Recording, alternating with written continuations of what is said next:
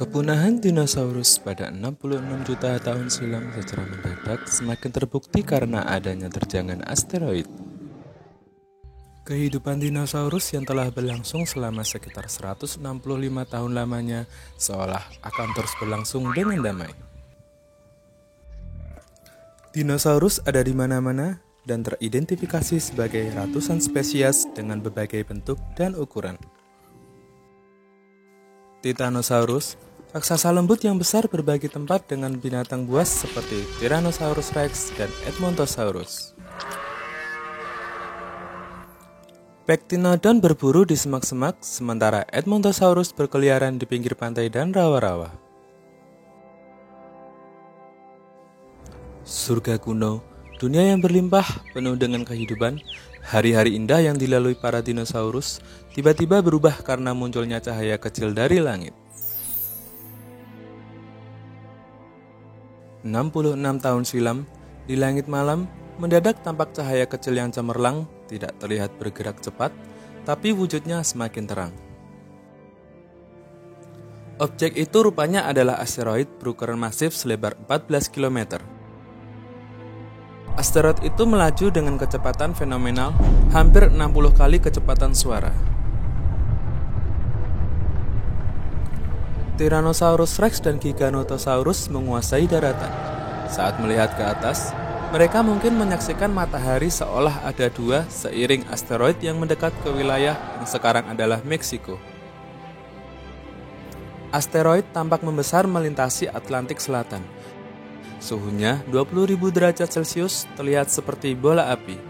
Bergerak dengan kecepatan 72.000 km per jam, asteroid itu menembus atmosfer bumi, mengakibatkan getaran supersonik dan cahaya berkilauan. Masa dinosaurus segera berakhir. Asteroid menghujam air dangkal di semenanjung Yucatan, menyebabkan munculnya kawah seluas 160 km dan dalamnya 32 km.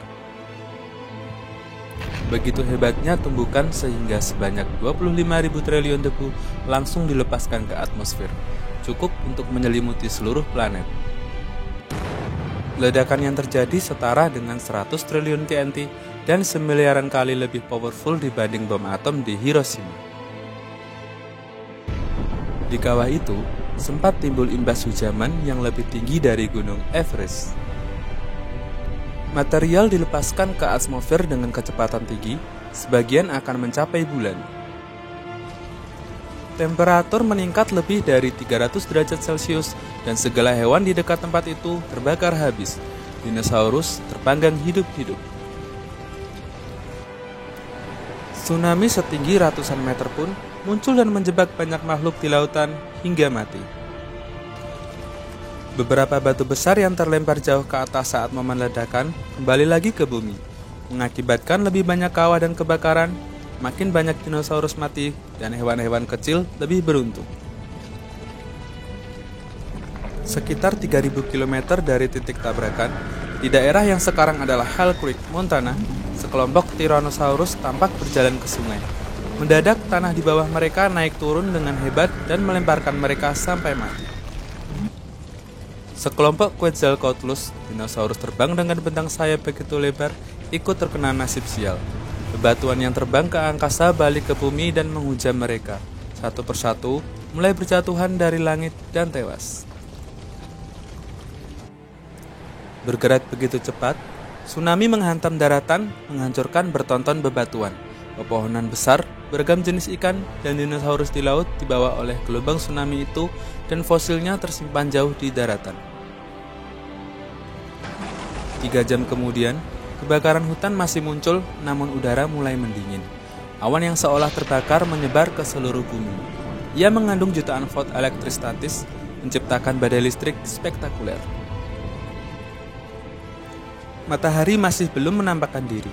Jelaga dan debu terus menghalangi cahayanya. Langit masih juga gelap. Sebagai akibatnya, proses fotosintesis tertunda sangat lama dan tanaman pun sekarat. Di lautan, plankton yang mengandalkan fotosintesis telah mati. Demikian pula ikan-ikan yang memakan mereka.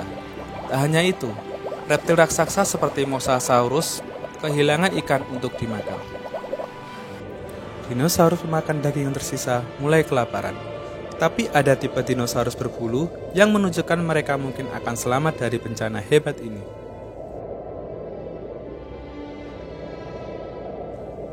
Kemampuan mereka untuk terbang membuatnya bisa menemukan tempat dengan lingkungan lebih ramah.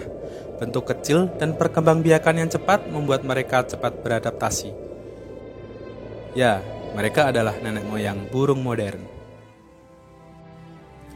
Setidaknya 75% dari seluruh spesies musnah. Hewan yang lebih besar dari buaya tidak dapat bertahan. Hujan asam turun dan atmosfer dipenuhi dengan miliaran ton karbon dioksida, metana, serta karbon monoksida. Dunia menjadi lebih sunyi tanpa dinosaurus yang berkeliaran. Bencana asteroid dahsyat telah mengubah segalanya. Kekuasaan dinosaurus di bumi telah berakhir. Dunia baru telah dimulai, debu sudah lenyap, dan sinar matahari kembali terasa. Tumbuhan pun kembali berkembang pesat. Dalam beberapa ratus ribu tahun kemudian, dunia kembali diselimuti hutan dan rawa-rawa. Mamalia yang lama hidup di bawah bayang-bayang dinosaurus pun mulai menguasai bumi dengan berbagai jenis spesies. Nenek moyang gajah, tikus, kelelawar, dan paus mulai muncul. Demikian pula primata paling awal.